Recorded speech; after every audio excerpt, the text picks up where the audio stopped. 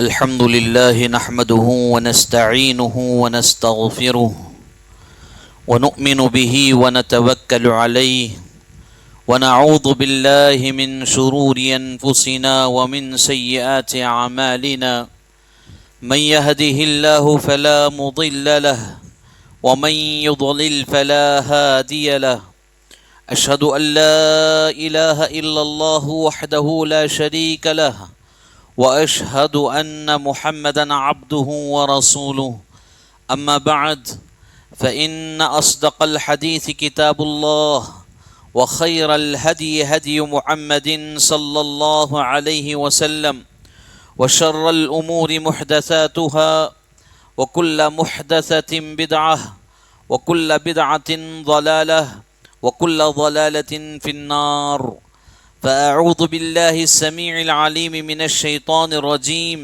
من همزه ونفقه ونفثه بسم الله الرحمن الرحيم يا أيها الناس اتقوا ربكم الذي خلقكم من نفس واحدة وخلق منها زوجها وبث منهما رجالا كثيرا ونساء واتقوا الله الذي تساءلون به والأرحام إن الله كان عليكم رقيبا يا أيها الذين آمنوا اتقوا الله حق تقاته ولا تموتن إلا وأنتم مسلمون يا أيها الذين آمنوا اتقوا الله وقولوا قولا سديدا يصلح لكم أعمالكم ويغفر لكم ذنوبكم ومن يطع الله ورسوله فقد فاز فوزا عظيما قال الله تبارك وتعالى في كلامه المجيد والفرقان الحميد من ذا الذي يقرض الله قرضا حسنا فيضاعفه له أضعافا كثيرة والله يقبض ويبسط وإليه ترجعون۔ تمام قسم کی تعریف و توصیف، حمد و ثنا، کبریائی و بڑائی، بزرگی اسی اللہ وحدہ لا شریک لہ کے لیے لائق و زیبا ہے، جو ہم تمام کا خالق ہے، مالک ہے، مدبر انس و جاں ہے، اور ہماری زندگیوں کے فیصلے فرمانے والا، ہمیں اپنی جانب سے رزق فراہم کرنے والا، چین و سکون راحت بھری زندگی عطا کرنے والا ہے۔ انگنت و لا تعداد درود و سلام نازل ہو تمام انبیاء کرام پر، بالخصوص شفیع المذنبین، خاتم النبیین، سید المرسلین، رحمت للعالمین، آمینہ کے در یتیم محمد الرسول اللہ صلی اللہ علیہ وسلم پر، اور اللہ رب العزت کی بے انتہا رحمتیں سلامتیں نازل ہوں تمام صحابہ و صحابیات رضوان اللہ علیہم اجمعین پر، تابعین، تبع تابعین، ائمہ، مجتہدین، فقہاء و محدثین، سلف صالحین پر۔ قابل قدر بزرگان دین، نوجوانان اسلام، پردہ نشین خواتین اسلام، آج چونکہ خطبہ جمعہ کی مناسبت سے آپ کے سامنے گفتگو کرنا ہے، لہذا اس حسین موقع کو ایک حساس موضوع کے تحت میں گزارنا چاہتا ہوں، اور یہ ایک ایسا موضوع ہے جس میں ہم تمام کے تمام جڑے ہوئے ہیں، انسانوں کی اکثریت اس موضوع سے جڑی ہوئی ہے، اور وہ ہے قرض کا معاملہ۔ پیوستہ جمعہ آپ کے سامنے اسی سے متعلق کچھ باتیں بیان کی گئی تھیں، یعنی قرض لینے کے بعد قرض کی ادائیگی میں اسلامی تعلیمات ہمیں کیا بیان کرتی ہیں، اس بات کی طرف گزشتہ جمعہ اشارہ کیا گیا۔ اس جمعہ قرض دینے کی فضیلت کیا ہے اور قرض دینے والے کے لیے اسلامی تعلیمات کیا ہیں، اس پر انشاءاللہ ہم مختصراً گفتگو فرمائیں گے۔ دیکھیے، ایک ایسا موضوع ہے کہ دن بدن یہ چیز ہم میں ختم ہوتے جا رہی ہے، جبکہ قرض دینا ایک عبادت ہے اور قرض لوٹانا ایک امانت ہے، اور امانت بھی اپنے اندر ایک عبادت ہے۔ لہذا یہ جو عبادت قرض دینے والی عبادت ہے، یہ عبادت بہت حد تک ختم ہوتی جا رہی ہے۔ اس کی بنیادی وجہ گزشتہ جمعہ میں نے آپ کے سامنے جو باتیں بیان کی وہ ہیں، یعنی قرض لینے کے بعد لوگ قرض لوٹاتے نہیں ہیں اور وہ قرض ہڑپ کر جاتے ہیں، دبا جاتے ہیں، اور وہ قرض دوبارہ لوٹانے کی سوچ بھی نہیں رکھتے، تو ان وجوہات کی وجہ سے قرض دینے والا آدمی بھی قرض دینے سے رک جاتا ہے۔ اور یہ قرض نہ دینا امت کے اندر ایک بہت بڑا فتنہ پیدا کر رہا ہے، ایک بہت بڑی برائی کی طرف ہمیں لے جا رہا ہے، اور وہ ہے سودی لین دین، رشوت۔ یعنی یہ سود کا معاملہ ہمارے درمیان کیوں وجود میں آیا؟ اس لیے وجود میں آیا کہ ہم لوگ ایک دوسرے کو قرض حسنہ دینا چھوڑ دیے۔ قرض حسنہ کس کو کہتے ہیں؟ اچھا قرض، یعنی ایسا قرض جس کے اوپر مزید کسی رقم کی شرط نہ لگائی جائے۔ یعنی ہم نے کسی سے 1,00,000 روپے کا مطالبہ کیا اور وہ 1,00,000 روپے ہمیں دے رہا ہے، چند مہینے کی مدت بیان کرتے ہوئے 3 مہینے 6 مہینے کا وقت دے کر، پھر 3 اور 6 مہینہ جو بھی وقت طے پایا ہے اس وقت کے بعد 1,00,000 روپے ہی لوٹائے جائیں گے، تو یہ قرض حسنہ ہے۔ اگر کوئی آدمی 1,00,000 روپے دے اور یہ مدت طے بھی کرے کہ 3 مہینے 6 مہینے، اور مطالبہ یہ کرے کہ 1,00,000 روپے کے اوپر مجھے زائد 20,000 روپے چاہیے، تو یہ رشوت ہے، سود ہے، یہ حرام ہے، جائز نہیں ہے، حرام ہے۔ اور یہ صورتیں آج معاشرے کے اندر بہت زیادہ دیکھنے کو ملتی ہیں۔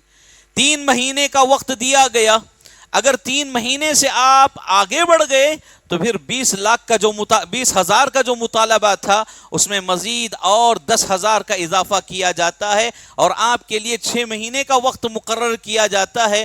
کل 1,00,000 روپے کے اوپر آپ کو زائد 30,000 روپے دینا پڑے گا۔ تو یہ جو ہے معاملہ، یہ سودی لین دین ہے۔ جب امت محمدیہ میں قرض کا معاملہ ختم ہو گیا تو یہ چیز جنم لے گئی، اور یہ اتنی خطرناک چیز ہے، ہمارے عبادتوں کو فضول بنا دیتی ہے۔ سودی لین دین میں جو بھی جڑے ہوئے ہیں، اللہ کے یہاں ان کی عبادتیں قبول نہیں ہوتی، نمازیں قبول نہیں ہوتی، دعائیں قبول نہیں ہوتی۔ تو ایک عمل جو ہماری ساری نیکیوں کو برباد کر رہا ہے، اس عمل کا تعلق آج کے اس موضوع سے ہے۔ یہ بات حقیقت پر مبنی ہے کہ اس پر کوئی انکار نہیں کہ لوگ قرض دینے سے ڈرتے ہیں۔ ڈر کس بات کا؟ کہ واپس لوٹاتے نہیں لوگ۔ اور یہ بھی بدقسمتی سے ہمارے اندر زیادہ یہ چیز پائی جاتی ہے، قرض لینے کے بعد لوٹاتے نہیں، اور قرض ایک مرتبہ کسی سے لیے تو پھر دوبارہ ایک اور کے اوپر کوشش کی جاتی ہے کہ اس کو دھوکہ دیا جائے، اور تیسرے مہینے تیسرے کی کوشش جاری رہتی ہے۔ اس طرح ہم لوگ حلیہ بدل کر، جھولا بدل کر، چہرہ بدل کر صرف قرض لیتے جا رہے ہیں، لیکن ادائیگی میں پیچھے ہیں، قرض لوٹانے میں پیچھے ہیں۔ کیوں؟ اس لیے کہ لوٹانے کا کوئی ارادہ ہمارے اندر ہوتا ہی نہیں ہے۔ اللہ رب العالمین کی مدد کیسے اس کے شامل حال ہوگی جس کا ارادہ قرض لوٹانے کا ہی نہ ہو؟ تو میرے بھائیوں، قرض لوٹانے سے متعلق جو تعلیمات ہیں وہ میں نے گزشتہ جمعہ آپ کے سامنے رکھی ہیں، اس لیے اس پر میں گفتگو کرنا نہیں چاہتا کیونکہ وقت بہت مختصر ہوتا ہے۔ لہذا آج کے جمعہ میں قرض دینے سے متعلق کچھ باتیں ہم آپ کے سامنے بیان کرنا چاہیں گے۔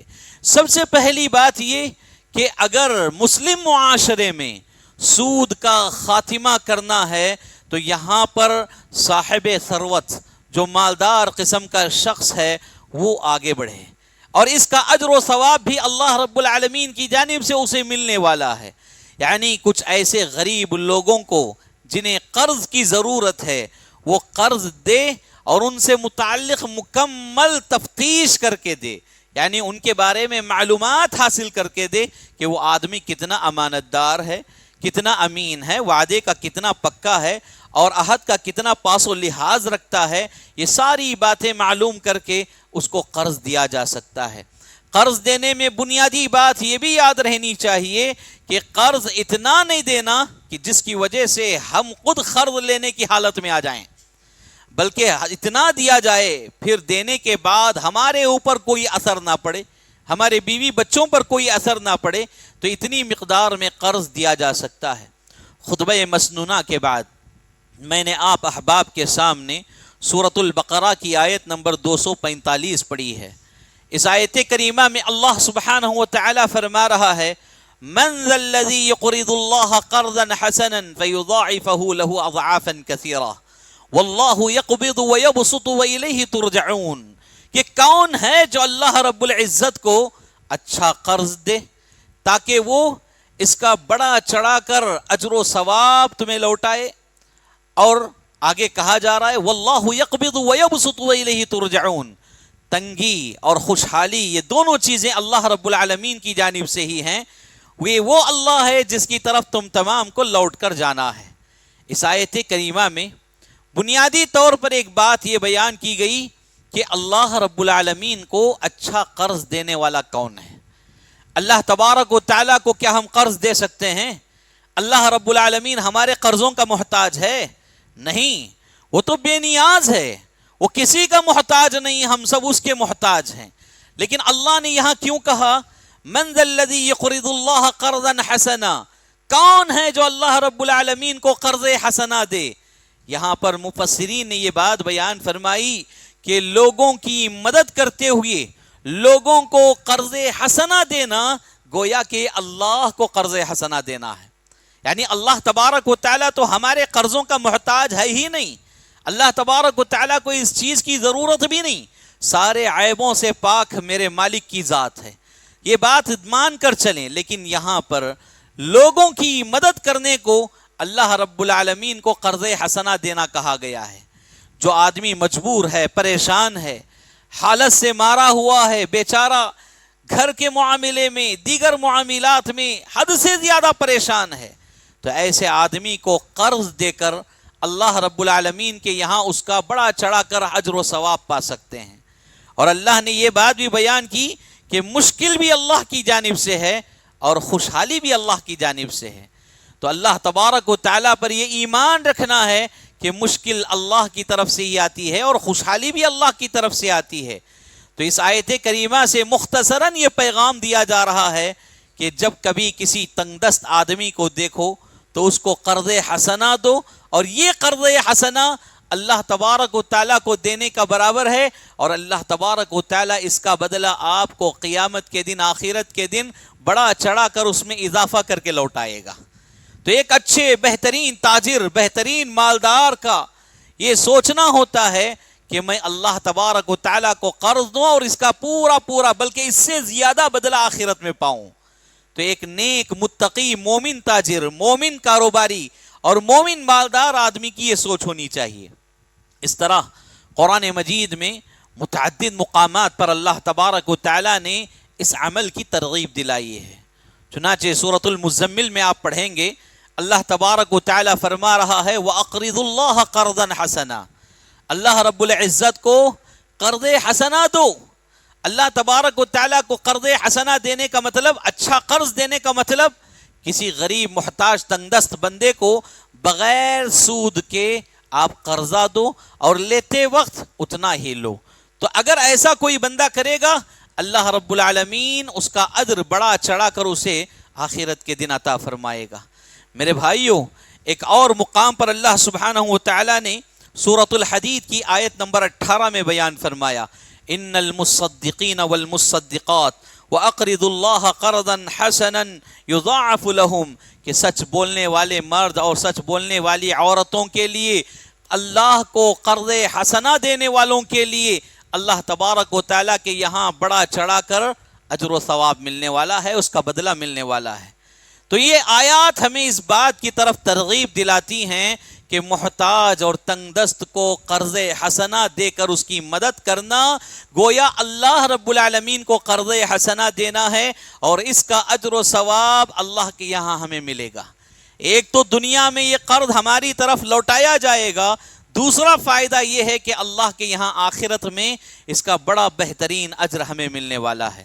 چنانچہ ایک صحیح مسلم کی روایت میں اللہ کے نبی صلی اللہ علیہ وسلم نے فرمایا واللہ فی عون العبد ما کان العبد فی عون اخیہ. اللہ تبارک و تعالیٰ اس بندے کی مدد میں ہمیشہ لگا رہتا ہے. کب تک؟ جب تک وہ بندہ کسی دوسرے بندے کی مدد کرتا رہتا ہے.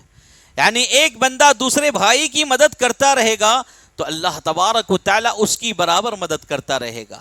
یہاں اس حدیث کی روشنی میں یہ بات بیان کرنا چاہوں گا، بہت سے زندگی میں ایسے موڑ آتے ہیں جہاں پر آدمی کو مشکلات کا سامنا کرنا پڑتا ہے، بالخصوص تجارت کا معاملہ، کاروبار کا معاملہ۔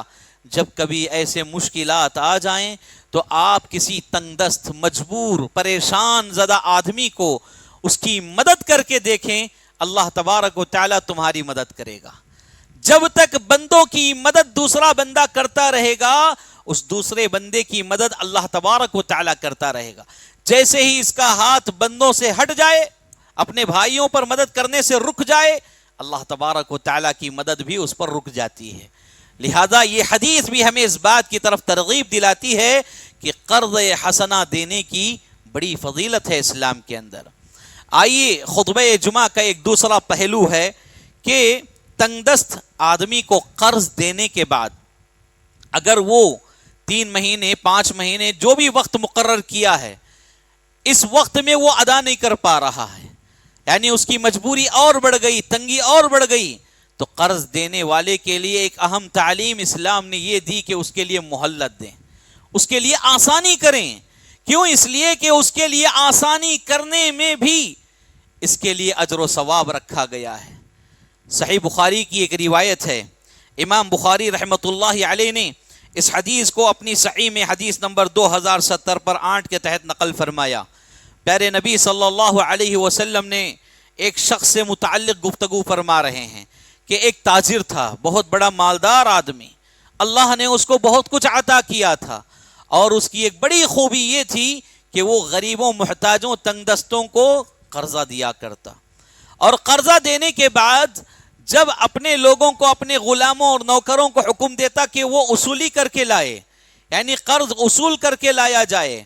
جب یہ لوگ اصولی کے لیے جاتے ہیں، بعض تو ادا کر دیتے ہیں، بعض لوگ تنگ دستی کی وجہ سے، پریشانی کی وجہ سے وہ قرض ادا نہیں کر پاتے، تو یہ اس کے نوکر چاکر غلام جو اصولی کرنے والے ہیں اس بندے کے پاس آ کر کہتے کہ فلاں فلاں فلاں شخص نے قرض ادا نہیں کیا، اس کی فلاں فلاں مجبوری اس نے بیان کی ہے، تو وہ شخص کہتا کہ اس کو چھوڑ دو، درگزر کرو، مہلت دو۔ کیا معلوم اللہ تبارک و تعالی ہمارے لیے مہلت دے، ہمارے اوپر درگزر کا معاملہ فرمائے؟ تو اللہ کے نبی صلی اللہ علیہ وسلم اس شخص سے متعلق کہہ رہے ہیں کہ اس نے قرض دینے کے باوجود لوگوں کے لیے مہلت دی، لوگوں کے لیے آسانی کی، لوگوں کو معاف کیا، اللہ تبارک و تعالیٰ بھی اس کی مغفرت فرما دی، اس کے گناہوں کو معاف کر دیا۔ تو میرے بھائیوں، مالدار جو لوگ ہیں ان کے لیے یہ پیغام ہے کہ قرض دینا اور قرض دینے کے بعد تنگ دست آدمی کو مہلت دینا یہ گناہوں کی مغفرت کا سبب ہے، جیسا کہ اللہ کے نبی صلی اللہ علیہ وسلم نے بیان کیا ہے۔ اب اس کے بعد خطبہ جمعہ کا ایک تیسرا پہلو جو کہ بہت اہم ہے، وہ کیا ہے کہ قرض دینے والا آدمی کن چیزوں پر غور و فکر کر کے قرض دے، کیونکہ عام طور پر یہ دیکھا جاتا ہے کہ یہ اسلامی تعلیمات جب معلوم نہیں ہوتی ہیں تو آدمی قرض تو دے دیتا ہے، لیکن قرض دینے کے بعد اس کو دھوکے کا سامنا کرنا پڑتا ہے، اس کو دھوکہ ہی دھوکہ ملتا رہے گا، اور وہ ہمدردی کے ساتھ لوگوں کو قرض دے رہا تھا، یہ لوگ ہمارے معاشرے کے اس کو ہی ڈبا کر رکھ دیے، یعنی اس کو اتنا کنگال، اتنا مفلس بنا دیے کہ وہ خود اب قرضوں کا محتاج ہو گیا۔ کئی لوگوں کو دیکھا بھی جاتا ہے کہ قرض دیتے دیتے بیچارہ خود مخروض ہو جاتا ہے۔ تو یہ ہمارے مسلم معاشرے کی سب سے بڑی شرمناک اور المناک بات ہے کہ کوئی ہمارے ساتھ تعاون کرے، ہمارے ساتھ ہمدردی کا معاملہ کرے، ہمارے ساتھ نرمی والا معاملہ کرے، اور ہم اسی کو دھوکہ دیں اور اسی کے ساتھ غداری کریں، اسی کا مال ہڑپ کر جائیں۔ اس سے بڑی اخلاقی گراوٹ اور کیا ہو سکتی ہے؟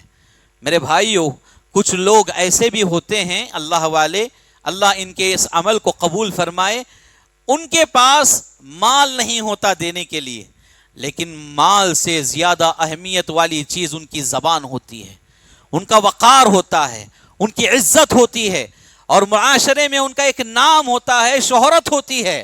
ایسے لوگ اپنی سفارش پر دوسروں کو قرضہ دلاتے ہیں، اور یہ قرضہ لینے والے اپنے مسلمان بھائی اس کا نام بھی بدنام کرتے ہیں، اس کی شہرت کو بدنام کرتے ہیں، سب سے اہم چیز جو اس کی زبان ہے، اس کی زبان کی بھی کوئی اہمیت نہیں رکھتے.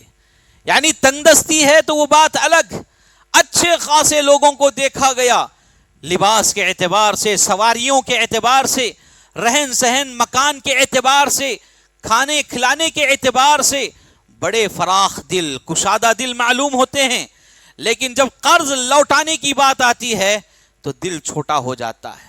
اور جس کسی نے اس کی طرف سے جامن بنا تھا، اس کی جانب سے جو بھی شیورٹی بن کر اس کو قرضہ دلایا تھا، سفارشی بنا تھا، اس کی بات کی بھی اہمیت نہیں رکھتے بلکہ اس کو بھی بدنام کر دیتے ہیں. تو یہ بھی اخلاقی گراوٹ ہے، اخلاقی بگاڑ ہے. ایسے اخلاقی بگاڑ کی وجہ سے ہی مسلم معاشرے میں قرض حسنہ کا نام و نشان تک نہیں ہے. آج آدمی قرض دینے سے پہلے 10 مرتبہ سوچتا ہے کہ قرض دوں کی نہیں دوں.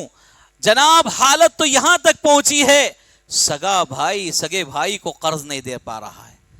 اولاد جبکہ ماں باپ کے ساتھ اچھا سلوک کرنا ان کا بنیادی حق ہے، ان کے لیے عبادت ہے، لیکن یہ اولاد کے پاس بھی ماں باپ مجبور ہو کر قرض مانگتے ہیں.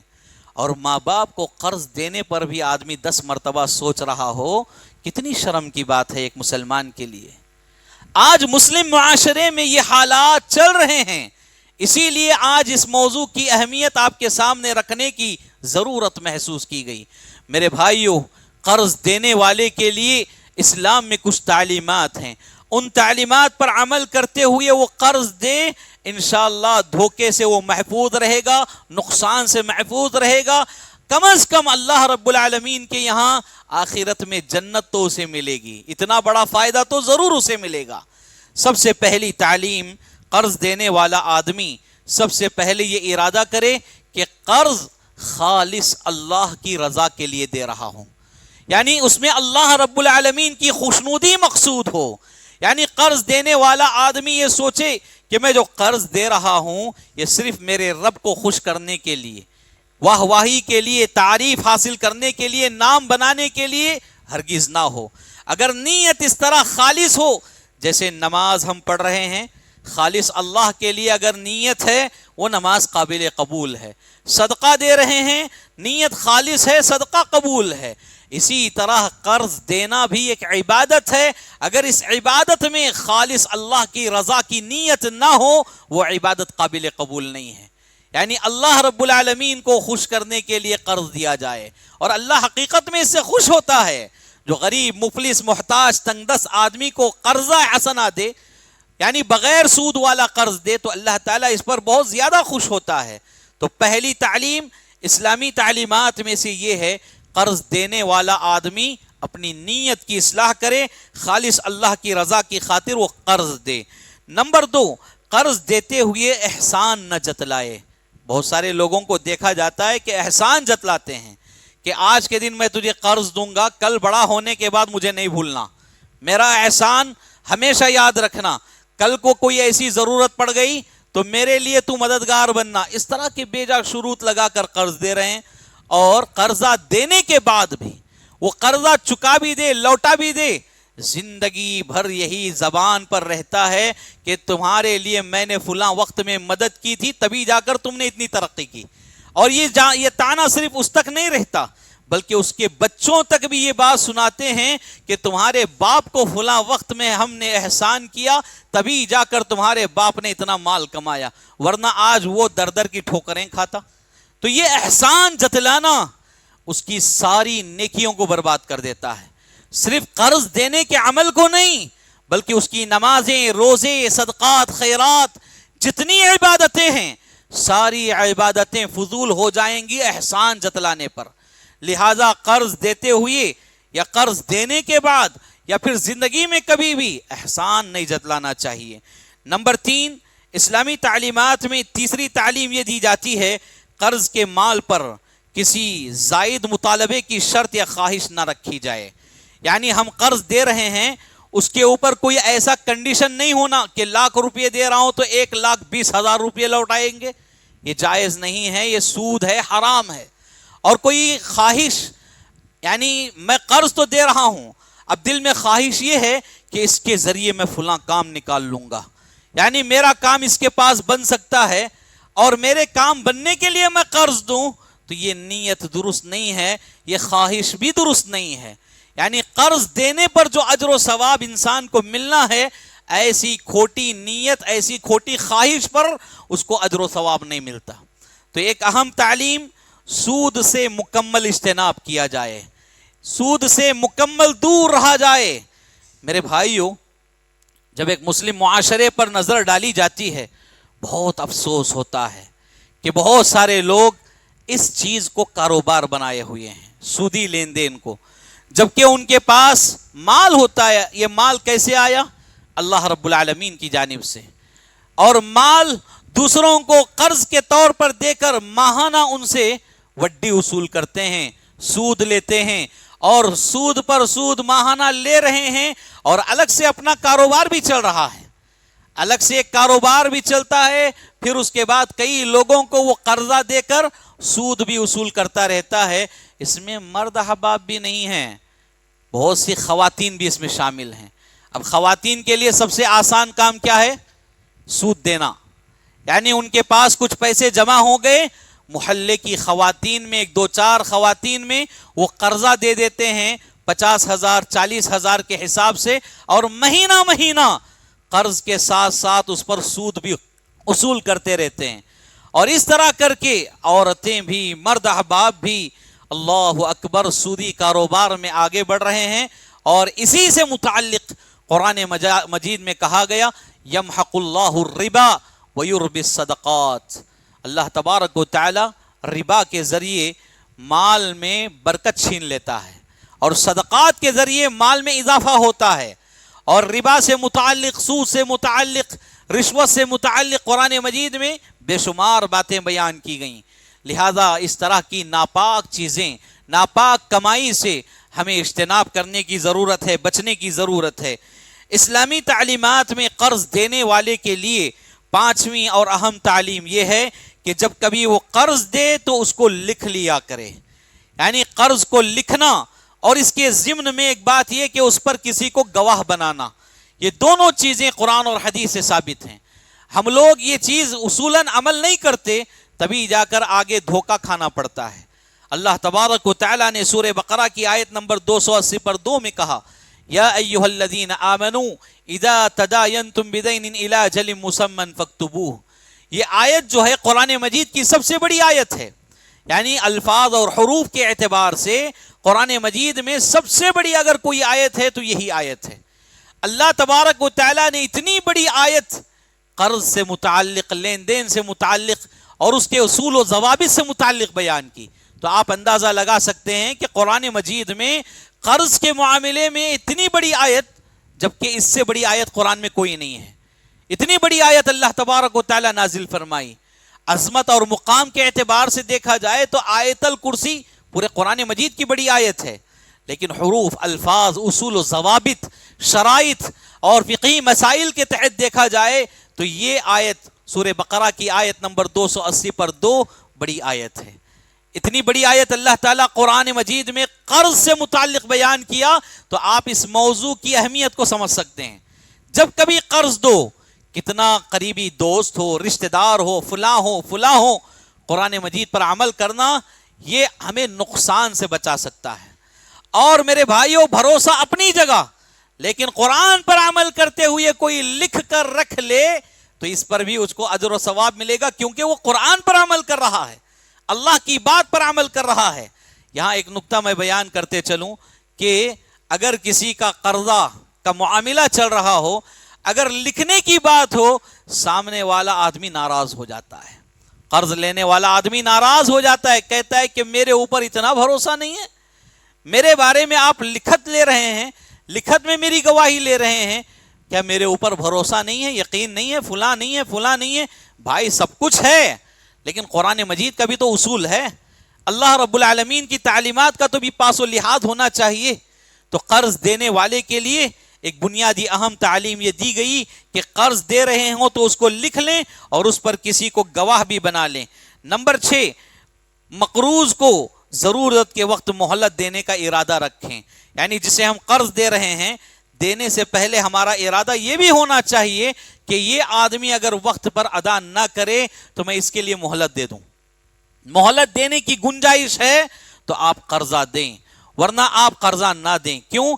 اس لیے کہ اگر مہلت دینے کی گنجائش نہیں ہے، آپ قرضہ دے دیے، وقت آنے پر آپ اس کے اوپر ظلم و ستم کے پہاڑ توڑ سکتے ہیں. آپ جابر بن جائیں گے، ظالم بن جائیں گے اس کے لیے، جو کہ اللہ رب العالمین کو ہرگز پسند نہیں ہے. مہلت دینے کی اگر آپ کے پاس سہولت ہے تبھی آپ قرض دیں، ورنہ آپ رکے رہیں. میرے بھائیو، مہلت دینے پر کیا اجر و ثواب ہے؟ ابھی تھوڑی دیر پہلے میں نے صحیح بخاری کی حدیث آپ کے سامنے بیان فرمائی. یعنی مقروض کو مہلت دینا، تنگ دست آدمی کو مہلت دینا، یہ انسان کے مغفرت کے اسباب میں سے ایک بنیادی سبب ہے. اللہ تعالیٰ اس کے گناہوں کو معاف کر دیتا ہے. بعض روایات سے یہ بات معلوم ہوتی ہے کہ اگر مہلت دینے کے بعد کوئی آدمی آپ کا قرضہ اڑا مارے، یعنی ہڑپ کر لے، آپ کو نہ دے، تو وہ چیز آپ کے حق میں صدقہ بن جائے گی. اللہ اکبر! آپ وہ چیز اللہ کی راہ میں صدقہ کر دیے، اتنا بڑا اجر و ثواب آپ کو ملے گا. لیکن جس نے دھوکہ دیا، اس کی تو اللہ کے پاس گرفت ہونی ہی ہے، پکڑ ہونی ہی ہے. لیکن آپ کے حق میں، آپ کے کھاتے میں اللہ کی راہ میں صدقہ لکھا جائے گا وہ مال. تو کدھر پھریں گے تب بھی آپ ہی کے لیے فائدہ ہے. تو معلوم یہ ہوا کہ مقروض کو مہلت دینے کا ارادہ رکھیں. نمبر 7، اس بات کا خاص خیال کیا جائے کہ قرض دینے والے پر کسی کا قرض تو نہیں، یعنی قرض دینے والا آدمی خود کہیں مقروض تو نہیں. اگر کہیں وہ مقروض ہے، اس پر کوئی قرض ہے، تو پہلے وہ اپنے قرض کی فکر کرے. دوسروں کو قرض دے کر اپنا نام کمانے سے بہتر ہے اپنا قرض چکا کر اپنے آپ کی مغفرت فرما لیں. کیونکہ گزشتہ جمعہ ایک روایت آپ کے سامنے پڑھی گئی. اللہ کے نبی صلی اللہ علیہ وسلم کی حیات طیبہ میں ایک میت لائی گئی نماز جنازہ کی غرض سے. اقوا بن سلمہ رضی اللہ عنہ فرماتے ہیں، اللہ کے نبی صلی اللہ علیہ وسلم کے پاس جب یہ میت لائی گئی، اللہ کے نبی صلی اللہ علیہ وسلم نے ایک ہی سوال کیا، کیا اس کے اوپر کوئی قرضہ ہے؟ کہا گیا کہ اس پر قرضہ ہے. تو پھر اللہ کے نبی صلی اللہ علیہ وسلم نے کیا کہا؟ صلو علی صاحبکم، تمہارے بھائی کے اوپر تم خود نماز جنازہ پڑھ لو. یعنی اللہ کے نبی صلی اللہ علیہ وسلم نماز جنازہ پڑھانے سے رک گئے، خود پڑھنے سے رک گئے. تو یہ کتنا بڑا معاملہ ہے.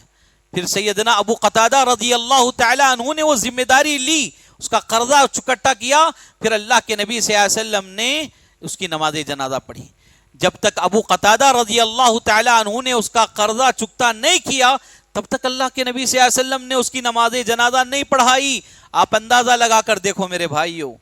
تو قرض دینے والا آدمی اگر کہیں دوسری جگہ وہ خود مقروض ہے، اپنا قرض پہلا چکتا کرے، اپنا قرض پہلے وہ ہٹائے، تبھی بعد میں لوگوں کو قرضہ دے.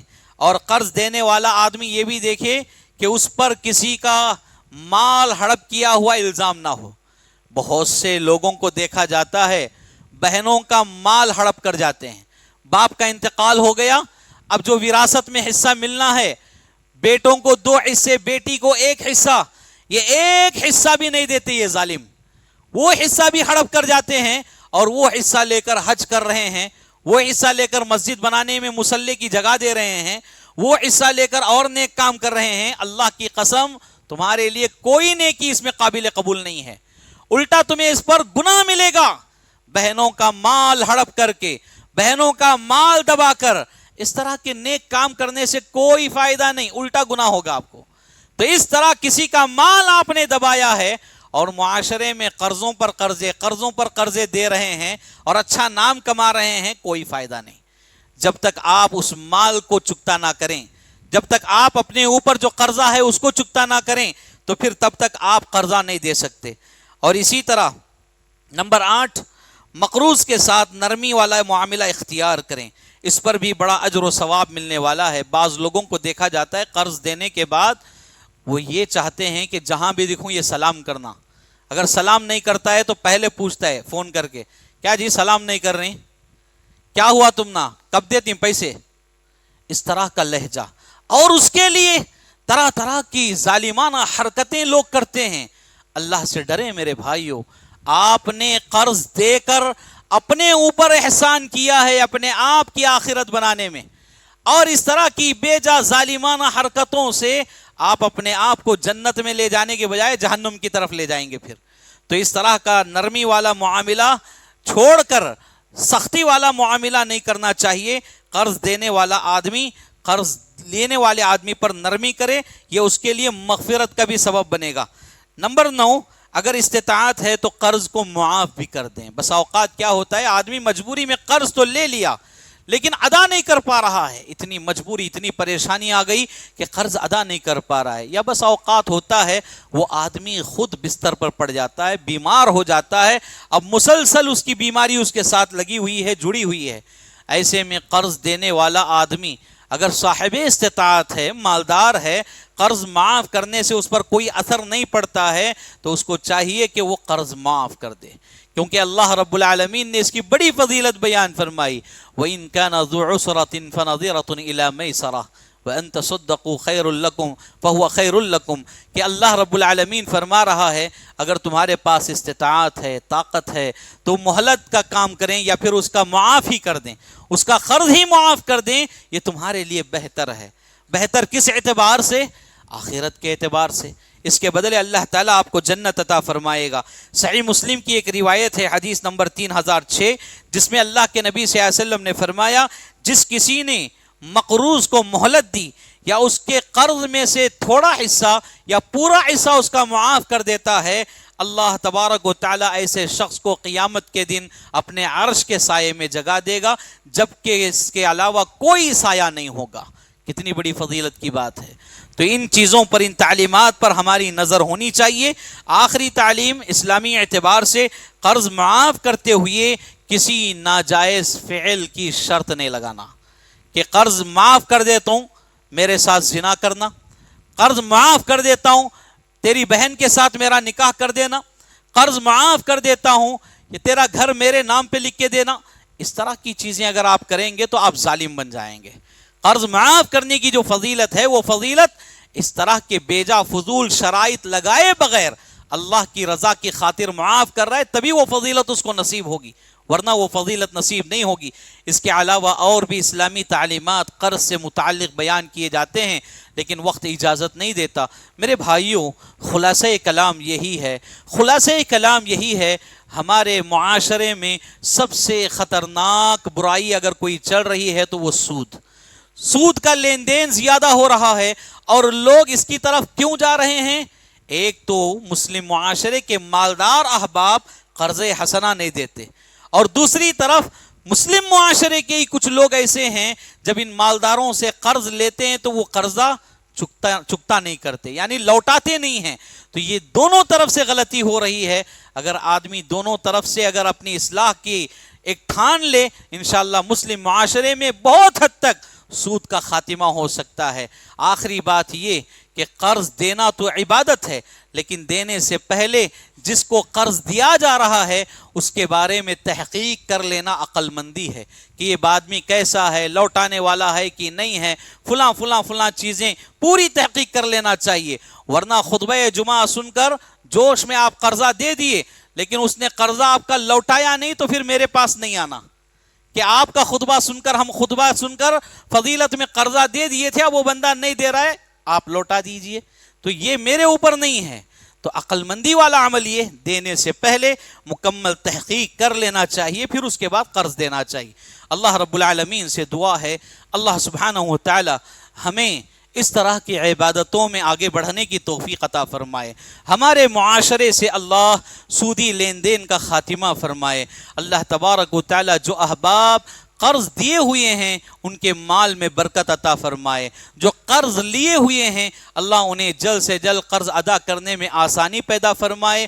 اللہ انہیں صاحب استطاعت بنائے. اللہ تبارک و تعالی ہمیں خوشحال زندگی عطا فرمائے. بدعات و خرافات، شرک وغیرہ جیسی برائیوں سے، فتنوں سے اللہ ہمارے نسلوں کی حفاظت فرمائے. اللہ جب تک دنیا میں رکھے حالت ایمان میں رکھے، جب خاتمہ ہو تو حسن خاتمہ نصیب فرمائے. آمین. اقول قولی هذا استغفر اللہ لی ولکم ولسائر المسلمین وما توفیقی الا باللہ.